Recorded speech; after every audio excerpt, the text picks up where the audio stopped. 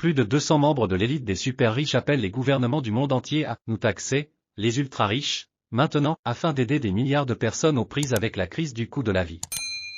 Le groupe de 205 millionnaires et milliardaires, dont l'héritière de Disney Abigail Disney et l'acteur de The Hulk Mark Ruffalo, a appelé mercredi les dirigeants mondiaux et les dirigeants d'entreprises réunis à Davos pour le Forum économique mondial, WEF, à introduire d'urgence des impôts sur la fortune pour aider à lutter contre l'inégalité extrême.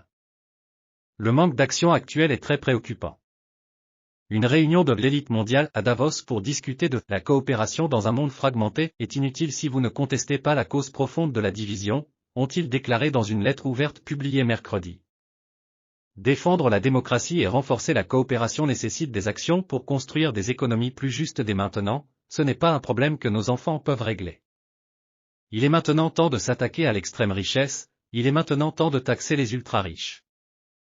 Dans la lettre intitulée « Le coût de la richesse extrême », les millionnaires, de 13 pays, ont déclaré « L'histoire des 5 dernières décennies est une histoire de richesse qui ne coule que vers le haut. » Au cours des dernières années, cette tendance s'est fortement accélérée.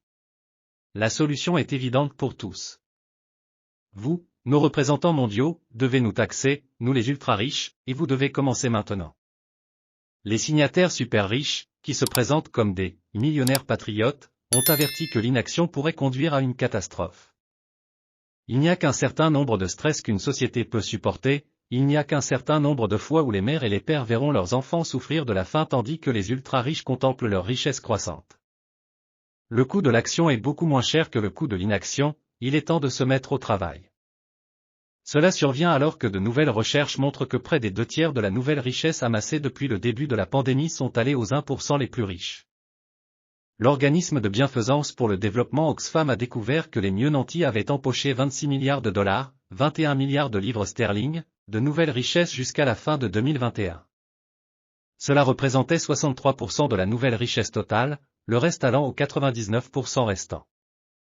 Oxfam a déclaré que pour la première fois en un quart de siècle, l'augmentation de l'extrême richesse s'accompagnait d'une augmentation de l'extrême pauvreté, et a demandé que de nouvelles taxes soient prélevées sur les super riches. Oxfam a déclaré qu'une taxe pouvant atteindre 5% sur les multimillionnaires et les milliardaires du monde pourrait rapporter 1,7 milliard de dollars par an, suffisamment pour sortir 2 milliards de personnes de la pauvreté et financer un plan mondial pour éradiquer la faim. Marlène Engelhorn, une héritière multimillionnaire, cofondatrice du groupe de campagne TaxMono et signataire de la lettre, a déclaré « Le monde entier économiste et millionnaire confondus peut voir la solution qui nous regarde tous en face, nous avons taxé les ultra-riches.